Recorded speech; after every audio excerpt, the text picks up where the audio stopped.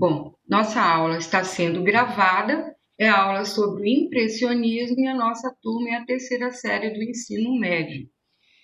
O impressionismo, gente, na realidade é um movimento artístico que viria, eu teria que ter passado eles para vocês, antes da Arte Nouveau, porque a Arte Nouveau é a sequência do impressionismo. Mas, em função dos convidados que nós teríamos, aí eu tive que fazer essa alternância. Mas o impressionismo é um movimento artístico que acontece em Paris, a partir, né? Acontece em Paris, a maioria dos artistas são de Paris, a maioria francês também, mas depois ele vai se espalhar pelo resto do mundo, inclusive aqui no Brasil, com Visconti, que é tema de uma aula para a gente posteriormente. Aí, o que acontece? Nós tivemos o romantismo, o realismo. No realismo, vocês viram que os artistas já começaram a ter uma visão diferente do mundo, começar a se preocupar com o cotidiano, com as coisas do dia a dia, mas o impressionismo, ele vai acontecer por causa disso daqui, gente, olha, da descoberta da invenção da fotografia. Então, no dia 7 de janeiro de 1839, então, quer dizer, quase 40 anos antes, a Academia de Ciências da França foi anunciada a descoberta do daguerreotype, ou daguerreotipia, que é o primeiro aparelho que vai fazer uma fotografia. Então, esse bichinho que vocês estão vendo aí, essa câmera que a gente vai chamar de daguerreotype, isso daí, na realidade, foi o primeiro protótipo de uma câmera fotográfica. E o cara que desenvolveu isso, tinha muita gente fazendo estudo sobre como fazer a fotografia. A fotografia foi descoberta por acaso, vocês estudaram isso, acho que na 7ª série, no 8º ano. E foi esse, o Niepce, junto com o Daguerre, que é o sobrenome dele, não é a pronúncia de Daguerre, não é essa, é uma pronúncia francesa que eu não sei falar para vocês, mas o Niepce, nós temos até máquinas fotográficas até os dias de hoje com o nome dele. Então, graças a esses dois caras, o que aconteceu com os artistas? Eles puderam ter uma liberdade maior de fazer a pintura do jeito que eles quisessem. Até porque a pintura, até o final, até metade do século XIX, ela era ligada a quê? Aos fatos históricos, às pessoas da alta sociedade, à nobreza, a retratar aquilo que os monarcas queriam, né?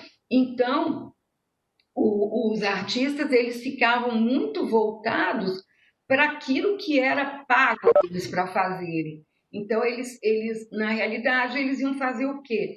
Eles iam pintar aquilo que era proposto para eles. Então, por isso que a arte, até o realismo, ela vai ser chamada de arte acadêmica, porque ela era feita nas academias por professores ou por artistas renomados.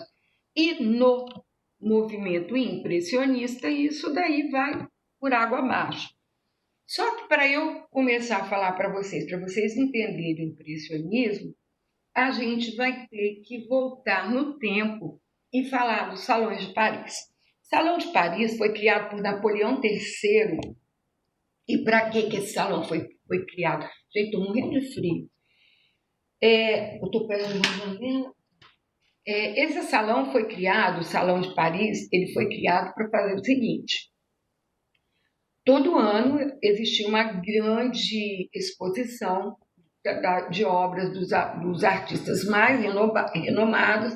Nessa época, o Louvre já existe, e algumas dessas obras são até compradas para ser expostas no Salão do Louvre.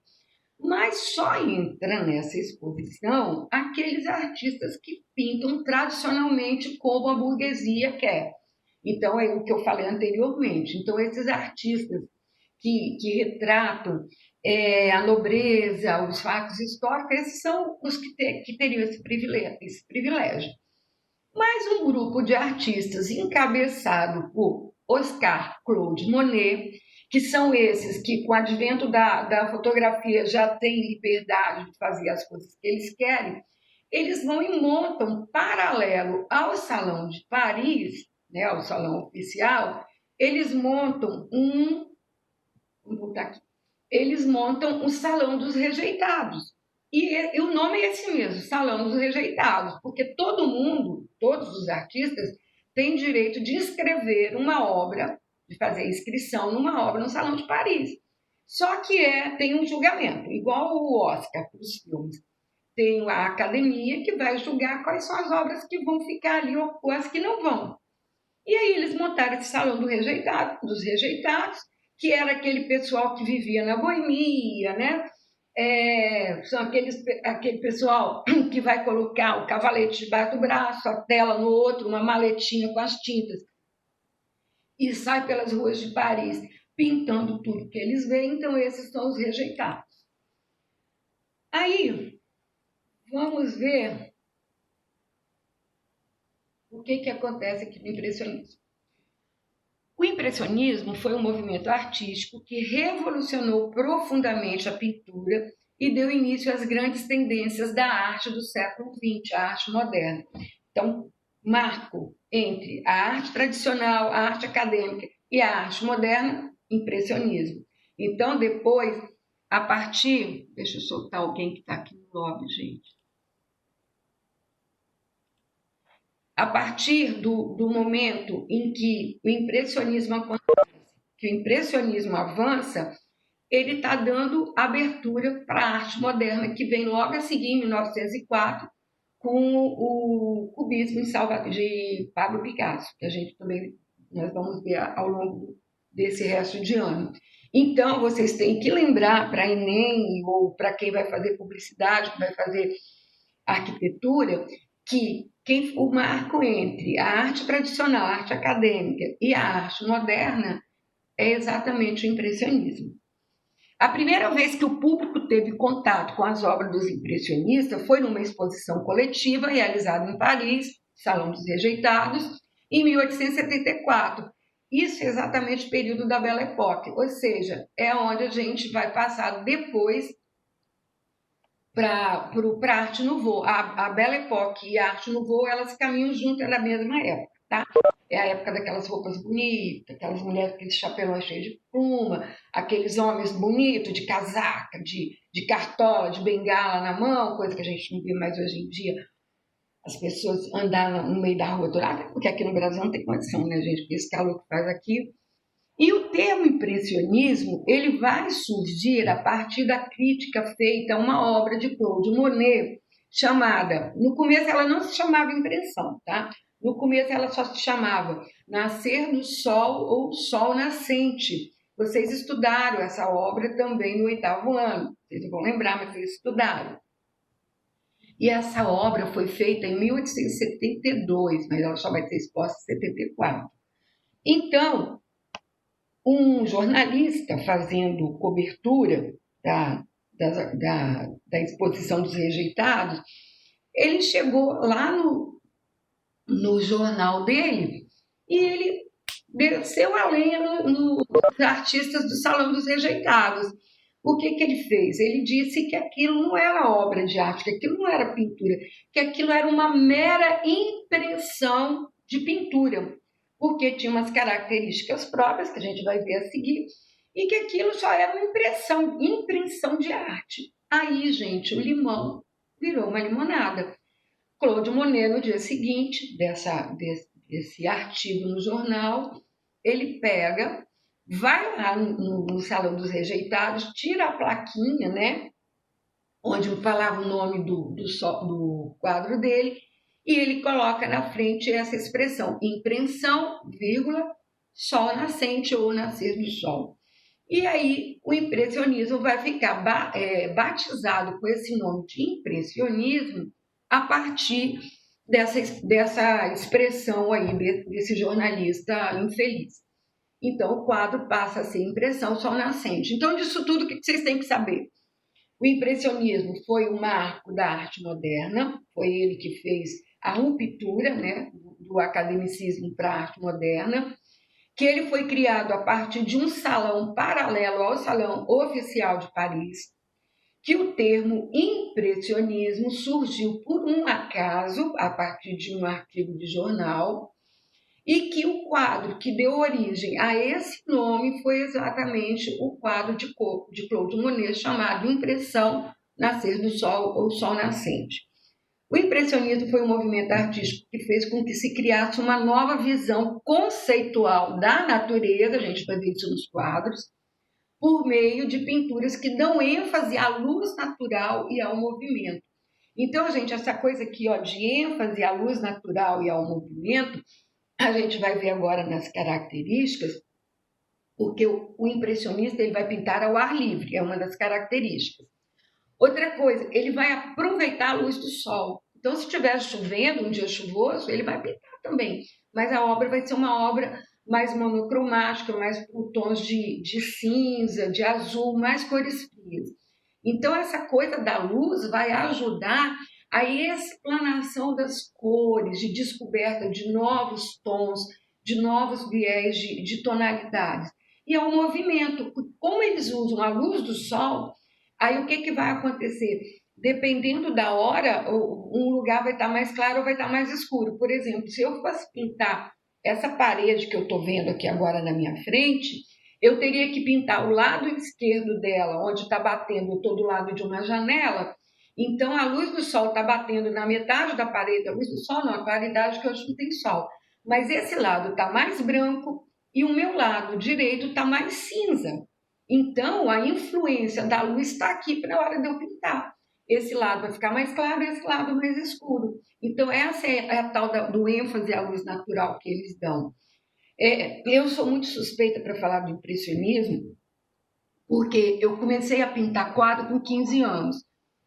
Minha mãe me matriculou numa senhora que era pintora de Vitória, Penita Romão, ela era muito famosa, ela já faleceu. E aí lá eu descobri as gravuras impressionistas, mas eu não sabia de nada disso, porque na minha época, gente, em 1970 e alguma coisa, não tinha internet mais, porque eu tinha a enciclopédia Barça, a Delta La Russa, essas coisas para olhar. Então eu via aquelas imagens que, por sinal, ela trazia de Paris, que ela era uma pessoa abastada da sociedade Vitória, ela viajava muito. Então eu via que eu ficava apaixonada, eu falei assim, eu quero pintar desse jeito. E eu, sem querer e sem saber que era impressionista aquilo, eu comecei a pintar como os impressionistas. E eu só fui descobrir isso quando entrei na faculdade, em 77. Fui fazer História da Arte, acho que em 79. Foi aí que eu descobri que eu era uma artista impressionista. Vocês vão ver isso depois, eu vou mostrar para vocês. Então, vamos lá. Características do impressionismo. Gente, essas características e essa introdução, quando eu colocar o link dessa aula, vocês terão que anotar isso lá no caderno de vocês de anotações de arte, tá? Até porque se você anotar, você vai fixar, por isso que eu muitas vezes fico ditando a matéria para vocês, porque quando você escreve, você faz a fixação daquilo que você está vendo, tá? Então vamos lá, características.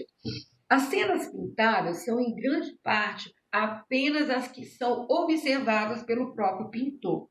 Foi o que eu falei para vocês, eles vão para o meio da rua, vão para os parques, vão para os rios, vão para onde o que ele quer retratar, e aquilo que ele está vendo é aquilo que ele retrata, ele não inventa nada. Tá? Mais tarde, por exemplo, eu tenho um quadro aqui que eu pintei, que aí eu inventei, eu imaginei um ponto e fiz aquela obra. Mas a maioria dos impressionistas, eles pintam aquilo que eles estão vendo. Buscavam retratar os objetos através do contraste de cor e luz, onde as próprias pinceladas dos pintores se tornam uma marca de luz e sombra na tela. Então, quando ele passa o pincel, o que ele vai fazer? Ele passa, estou pintando a parede, do lado de cá eu vou pintar de cinza, do lado de cá eu vou pintar de branco. E quando essas duas pinceladas se unirem, é aquilo que eu sempre ensinei para vocês. Eu não posso deixar uma linha marcando a minha pintura. Então, quando a tinta branca com a tinta cinza se encontram, nessa junção aí, eu vou ter uma segunda cor. E é ela que vai fazer a transição. da luz para a sombra, tá? Que a gente chama de semi-sombra. Se utiliza da paisagem como objeto único e central do seu quadro. A maioria das obras dos pintores impressionistas são de paisagens, tá? Com exceção de Degas, que a gente vai ver depois, que ele pinta dentro de estúdios de bailarinas, com exceção dele, que as coisas ficam mais dentro de ambiente fechado. Os outros impressionistas, todos ao ar livre. Registro das tonalidades das cores que a luz do sol produz em determinados momentos. Na aula que vem a gente vai ver o Monet, que para quem chegou depois, uma pessoa de fora que vai dar aula para você, eu estarei junto, claro, mas é um convidado, que também é apaixonado por Monet, igual a mim. E aí essa luz, o Monet, por exemplo, ele pintou a Catedral de Rouen, que é uma cidadezinha próxima a Paris, ele pintou 50 vezes. Ele chegou lá às 5 horas da manhã e saiu de lá às 7 horas da noite. E pintou no mesmo local, ele de frente para a catedral, ele fez uma série de 50 quadros. Então, com isso, já vou falar de uma característica que não está anotada aí, o artista, ele não tem tempo de ficar pensando e fazendo esboço, fazendo desenho, não. Ele faz mais ou menos linhas para direcionar o trabalho dele e vai jogando a tinta ali em cima e vai fazendo. Então, é praticamente uma pintura sem desenho como base, tá? Porque ele tem que fazer muito rápido. Figuras, isso já caiu no Enem, tá? Figuras sem contornos nítidos, eles não utilizavam preto. Foi exatamente essa era a diferença, era a pegadinha da questão do Enem, era isso daí. Mas eu nem posso mais usar para vocês, que vocês já vão saber qual é a resposta. Eles não usam preto, porque eles acham que o preto, aliás, eles acham o preto, ele aprisiona a cor. Tanto é que vocês lembram quando eu ensinava vocês a pintar, o que eu falava? Gente, faz o contorno de preto para poder o desenho ficar definido. Eles não definiam o desenho, pelo contrário, os desenhos deles eram indefinidos. Com isso, eles não usavam preto. Ah, mas tem obra que parece que tem preto. Eles usam a cor mais, por exemplo, verde. Vou pegar o verde mais escuro da gama de cores que eles tiverem. Aí, por exemplo, para fazer um verde ficar mais escurão ainda, ele vai colocar um pouco de azul marinho. Então, ele usa outros recursos para escurecer que não seja com a utilização do preto. As sombras são luminosas, ou seja, eles conseguem colocar, mesmo fazendo a sombra, eles conseguem colocar pedacinhos, granulações de cores para fazer com que essa sombra fique é escuro, mas é bonito, tá? Misturas das tintas direto na tela. Eles não, normalmente a gente pega a palheta é aquela madeirinha. Eu falo palheta, mas é paleta, tá? Porque eu tenho problema de dicção terrível. É aquela madeira que tem um buraquinho aqui, a gente enfia o dedo e a gente coloca as tintas aqui. O que a gente faz? Normalmente a gente pega uma espátula, que é uma pazinha de pedreiro, mistura um pouquinho de branco aqui para ficar mais claro. Eles não faziam isso. Eles colocavam a bisnaga, que a tinta era uma bisnaga, tipo pasta de dente, lá no quadro, e ali ele colocava outra cor, e quando ele misturava, quando ele usava ou a espátula ou o pincel, essa cor por si só já fazia essa mistura. Foi o que eu falei para vocês do branco e do cinza. Então essa cor ela mesma vai se misturando. Os impressionistas aboliram as temáticas históricas, mitológicas, bem como as religiosas, buscando momentos cotidianos fugazes, ou seja, eu falei para vocês que eles eram todos liberais, era todo mundo das noites, era aquele povo que ficava até de madrugada nos cafés, aquele povo da boemia, saía pelo meio da rua cantando, e iam e faziam a vida ser interessante. Usavam muitas drogas também, infelizmente, também tem que falar isso, né? Absinto, aquele que faz a papoula, que eu esqueci o nome. Então, era também uma vida de boemia demais. Mas aí o que eles faziam? Eles iam buscar aqueles lugares que eram interessantes para eles, que faziam a vida deles ser mais agradável. Pintavam ao ar livre, foi o que eu já falei para vocês. Então, essas são as principais características do impressionismo, tá? Gente, ó, eu não vou correr com a aula porque nós vamos ter aula toda semana. Então, quando aparecer o aviso aqui, eu paro e a gente continua na próxima semana. Aí a gente vai ver o cara que foi fundamental para o impressionismo acontecer. Eduardo Manet. Eduardo Manet era um cara rico da sociedade, ele era um artista acadêmico, vocês vão ver isso aqui pelos homens que estão aqui, essa mulher nua que tem aqui no centro da obra, essa outra mulher que está aqui atrás, abaixando, consertando os sapatos, sei lá o que ela está fazendo. Então, ele pega esses elementos, que eram elementos da arte acadêmica, e ele vai começar a pintar. Mas aí, o que ele faz? A primeira coisa que a gente faz no quadro é o fundo. Só que quando ele começou a pintar esse fundo, ele disse assim, não quero essa coisa muito certinha, não.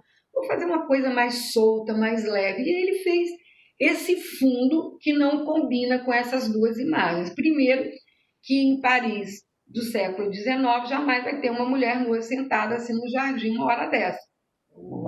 É um piquenique, seria um entardecer, né, ou a hora de almoço.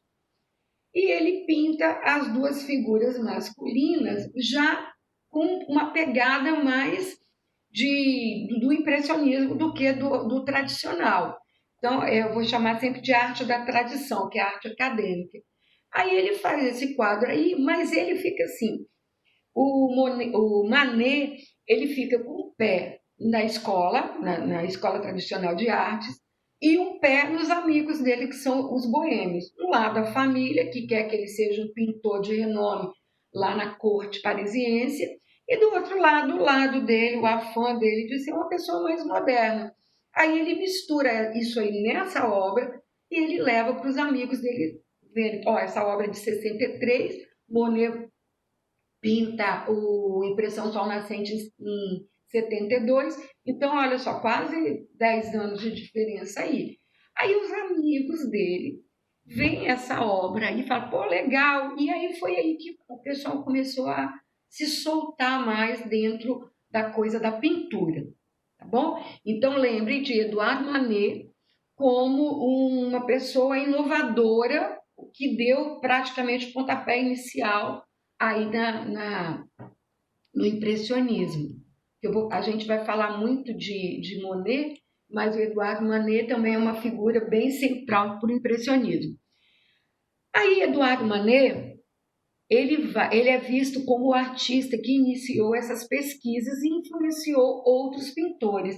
Aí, quando ele pinta aquele primeiro quadro, ele começa a fazer as próximas obras dele, mesmo que sendo dentro da arte tradicional, a arte da tradição, ele começa a colocar uma pincelada mais solta, ele começa a se preocupar menos com a rigidez e com aquela coisa do embaçamento, né, que foi criado, aquela coisa da obra meio embaçada, esfumaçada lá do Leonardo da Vinci.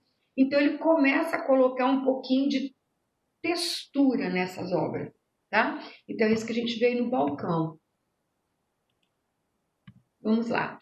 E esse daqui, agora vocês vão lembrar dele, acredito que alguns de vocês lembrarão, a gente vai lembrar agora.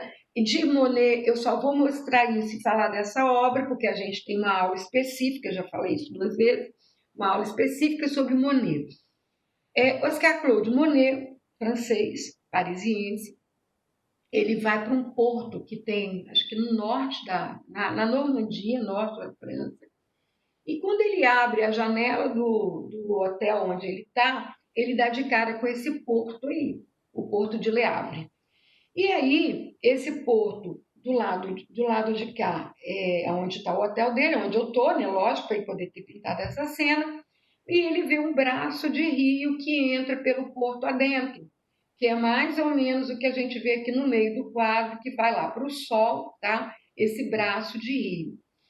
E aí ele vai dar um bom quadro. Ele pega a tela, começa a fazer a linha do horizonte, porque a linha do horizonte a gente tem que colocar, e ele começa a jogar tinta aí.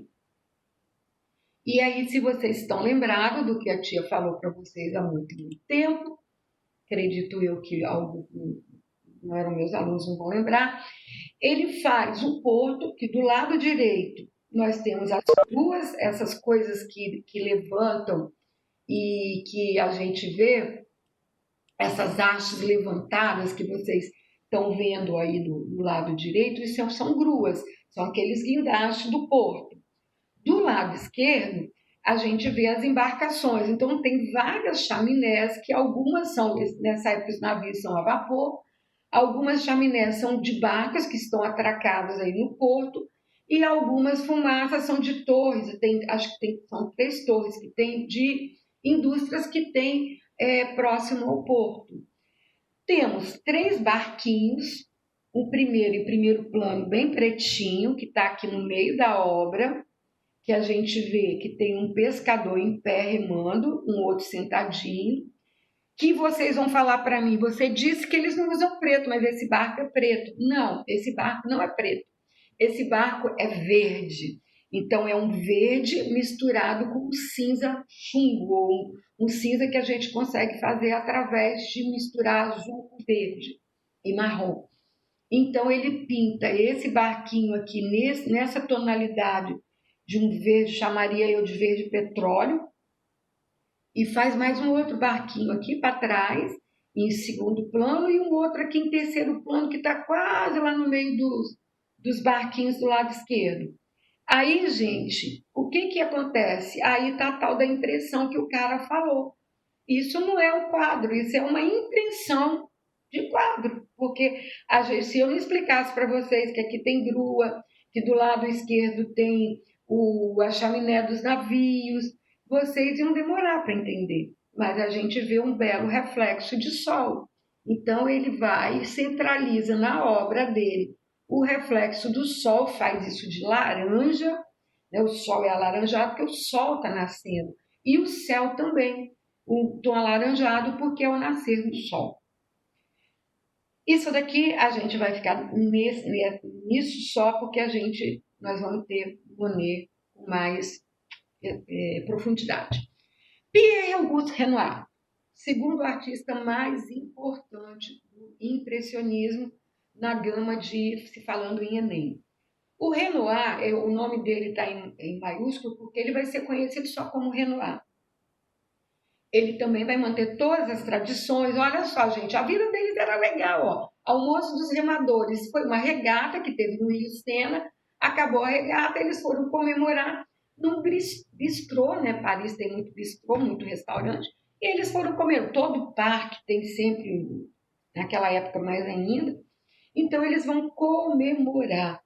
E olha só que o Renoir, ele também, assim como o Manet, ele tem um pezinho na arte tradicional, na arte da tradição, na arte acadêmica.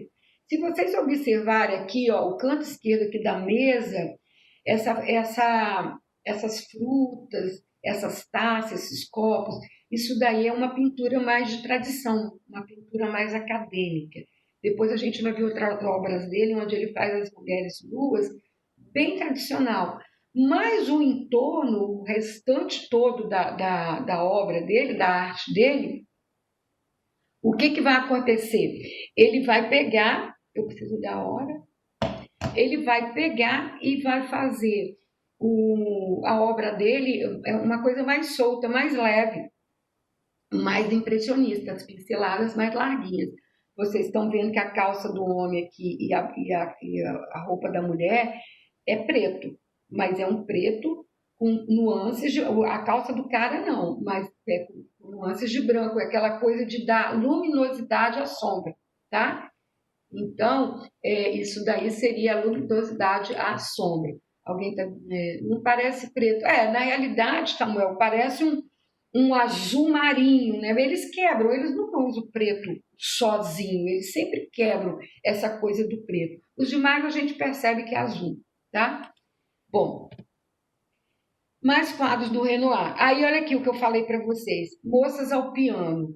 Olha como que o rosto das meninas do lado esquerdo aqui, olha como que é uma coisa mais leve, uma coisa mais sutil, não é uma coisa embaçada. porque uma das características é que eles fazem, a figura ela é distorcida, ela não tem muita, você não vê onde é o olho, onde é a boca, eles fazem meio que borrado. E no caso aqui, ele mostra que o rostinho, aqui também no a dança em Bougival, ele faz a coisa, a roupa é bem solta, mas o rosto é um rosto que você percebe onde está o nariz direitinho, a boca. Vocês vão ver em outros quadros impressionistas que o rosto ele não aparece assim, com essa nitidez toda. E o Renoir, ele vai ser. Aqui, gente, olha as banhistas. O que é que Samuel está perguntando aqui? Ah, tá, o preto, né, Samuel? Ah, entendi. O barquinho que você acha que não parece que é preto. É porque eu quase não leio o chat, gente. Eu tiro eles do meu campo de visão, porque se eu parar para ler lá, eu acabo me atrapalhando. E como a aula é gravada, né? Para não ficar uma aula retalhada. Olha essas mulheres do Renoir. O que vai acontecer? As mulheres do Renoir, elas parecem as mulheres do Renascimento. Então é aquela coisa deles estarem soltos, mas nem tanto. Mas em compensação, olha a água do rio, completamente feita com pinceladas rapidinhas e curtas. Olha as árvores lá atrás. Então, o Renoir ele também ainda vai ficar agarrado um pouquinho na tradição, tá? Eu gosto mais ou menos de Renoir. Renoir tem uns quadros bonitos, por exemplo, esse daqui. Gente, coloquei rosa e azul bem grandão para vocês lembrarem dessa imagem para o Enem. Renoir nunca caiu no Enem. Então, essa obra, ela é lindíssima. Ó, eu tenho 1,50 m, vocês imaginam o meu tamanho. Essa obra, acho que tem 2 metros por 80 de largura, se não me engano. Essa obra é nossa. Essa obra está no MASP de São Paulo. Foi adquirida por Assis Chateaubriand, que foi o grande idealizador do MASP. Essa obra hoje deve valer, eu acredito que em torno de uns 4 a 5 milhões de dólares. É uma obra bem cara também e é nossa, tá? Então, rosa e azul. O Renoir, ele gostava muito de pintar essas garotinhas. Eu não sei se eram as filhas dele, ou se eram filhos de amigos, ou se é uma obra que foi encomendada a ele, mas as duas meninas ao piano, elas são muito parecidas com essas duas, parece aquelas lá, são essas duas crescidas. Mas ele gosta muito de pintar crianças, eu acredito, não tenho certeza, é um achismo que eu não pesquisei nada disso, que isso seja uma obra encomendada a ele. E, gente, essa coisa do rosa e azul, eu sou dessa época, né? As mães faziam isso com a gente, compravam um vestido para o filho mais velho azul, para a filha mais nova era rosa. Então a gente era o casalzinho de jarro. A gente sempre, da minha irmã odiava, mas ainda bem que ela é bem mais nova do que eu, e logo isso se perdeu. Isso foi, eu devia ter uns 5, 6 anos, eu lembro muito bem disso. Era tudo igual, só que a cor que era diferente, parecia até que a gente era gêmeo. Então essa coisa do rosa e azul é uma coisa de modismo. Aí eu coloquei aqui para vocês Berthe Morisot. Berthe Morisot, porque na história da arte, gente, eu vou até parar com isso a partir do ano que vem, eu nunca falo das mulheres, porque a expressão maior está sempre com os homens. Algumas mulheres até usavam nomes masculinos para poder vender e poder fazer artes. Por exemplo, no Renascimento, tem uma Giacomelli, que ela é uma mulher que ela pinta maravilhosamente bem. E eu nunca falei dela para os meus alunos. Vou começar a falar, porque eu acho que está na hora da gente mostrar esse lado aí também. Até porque era mais difícil achar a obra dessas mulheres. Mas a Berthe Morisot, ela fazia parte do grupo dos impressionistas. Ela também vai. Gente, por favor, alguém, quando tiver faltando 5 minutinhos, porque às vezes o Cisco ele fala, mas eu não presto atenção também, me avisa que só falta 5 minutos, por favor, mas aí avisa pelo microfone, porque senão eu não vou ler o chat. Então, o que a Beth Moissu ela faz? Ela vai pintar cenas caseiras, cenas dela dentro de casa, ó, ela com a filha, é um autorretrato do lado esquerdo. Ela tem umas obras bem legais também, mas eu acredito que a Beth a Berthe Morisot não será um tema assim vivo para Enem. Agora, esse camarada aqui, sim, Edgar Degas, também não caiu no Enem. Ele era assim, cara, fantástico. Eu diria para vocês, porque eu gosto muito de Claude Monet, mas ele teve uma expressão, acho que até maior dentro do impressionismo, porque ele era fotógrafo, ele era escultor e ele era pintor. Então, essa cena de estúdio de balé, vocês verão quase todas as obras de Degas. O Degas, ele vai fazer o quê? Um dos poucos que faz essa cena só dentro de lugares e ambientes fechados, no caso, estúdio de balé, quem vai gostar muito dele é Laro Ruscaia, né? Que ele é assim, ele era apaixonado por balé. E aí ele vai sempre fotografar, ele vai ser chamado, fotografar não, gente, vai pintar, fotografava também. Só que fotografia era um hobby muito caro nessa época, porque a fotografia começou no começo do século XIX, em meados do século XX, do século XIX, é que ela foi ficando mais popular, e nós ainda estamos no final do século XIX. Aí, gente, o que acontece com Degas? Degas vai ser chamado o pintor das bailarinas. Vocês vão ver nas próximas obras dele que ele vai sempre fazer o quê? O do lado esquerdo é um estudo de balé, é um estudo de posições de balé. Ele não terminou essa obra. A obra do lado esquerdo é toda com lápis crayon ou lápis pastel, tá? E ele não finalizou, é só um estudo. Ele pegou um papel, fez o desenho e aí ele pintou com lápis pastel, que é um lápis, é tipo o giz que a gente usava antigamente no quadro negro, e só que ele não transformou isso aí em quadro, mas isso aí deve valer pelo menos $1 milhão, mais ou menos $500 mil, por aí afora.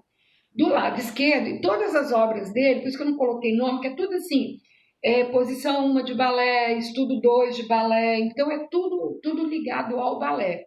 Essa do lado direito, também vocês fizeram até um exercício para saber quantas bailarinas tinham nessa imagem, eu não sei se essa ou se é uma outra, mas essa coisa avermelhada que tem do lado esquerdo da obra, isso aí seria uma cortina, tá? Se a gente está vendo que tem bailarinas por trás, seria uma cortina dividida em duas partes, aonde as bailarinas estão esperando para entrar no momento da encenação delas. Isso aí já seria uma dança oficial. Eu acho essa bailarina aqui do lado direito a coisa mais linda. Gosto muito. Aí eu falei para vocês que Degas também era escultor. E essa escultura dele fez assim, ela estava no Salão dos Rejeitados e ela fez assim muito sucesso porque é uma escultura em bronze, porém a saia da bailarina, esse tutu que ela usa aqui, isso daqui é de tecido, gente. É claro, lógico, evidente que esse tecido é mudado, né? Porque o pano, com o tempo, ele vai apodrecendo, alguns não, mas o tule é uma coisa muito fininha e ele pode não resistir a tanto tempo, mas aqui dá para a gente ver que é tecido, tá? Do lado direito aqui dá para a gente observar que a saia é de tecido e ele coloca essa escultura, a pequena bailarina, lá no Salão dos Rejeitados e faz muito sucesso.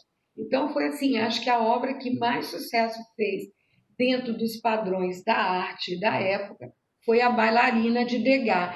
Então, só para vocês lembrarem, a bailarina de Degas é uma escultura e Degas também era escultor.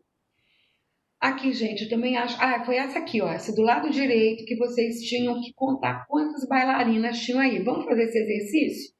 Tem um tutu aqui, tem uma perna aqui, então já são duas, tem outra perna aberta aqui, que deve ser de uma que está fora do quadro. 3, outra aqui, 4, 5, 6, 7, 8, 9, 10. Eu tenho uma coisa que me atrapalha aqui ver, mas deve ter em torno de 10 a 12 bailarinas só nesse quadro aí, tá? Elas estão fazendo, já estão dançando e lá atrás, na coxinha, as bailarinas aguardando o seu momento de continuar com a dança. Aí a gente vai para os menos famosos. Alfred Sisley. Sisley, aqui eu coloquei essa imagem para vocês observarem outro tipo de pincelada, mas tudo isso é impressionismo.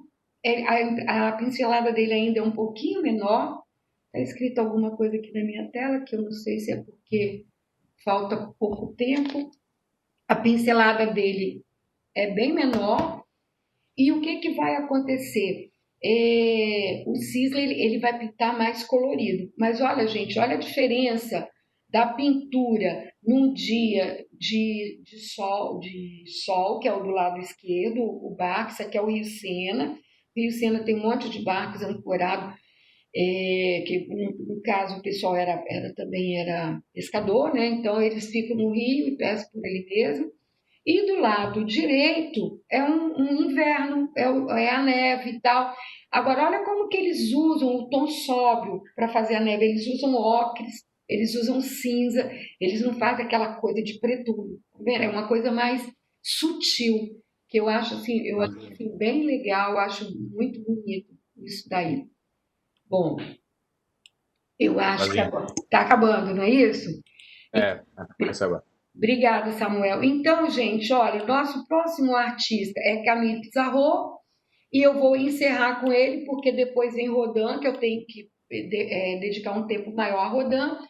Camille Pissarro é homem, tá? Tem esse nome de Camille, tá, Camille? Mas ele é um senhor, é igual a Andrea. Andrea italiano é nome masculino. Então, Camille Pissarro também vai pintar, ó, é tudo do mesmo estilo. Porém, a suntuosidade das cores vai mudando. Eu vou parar a aula por aqui, eu vou parar a minha gravação, tá?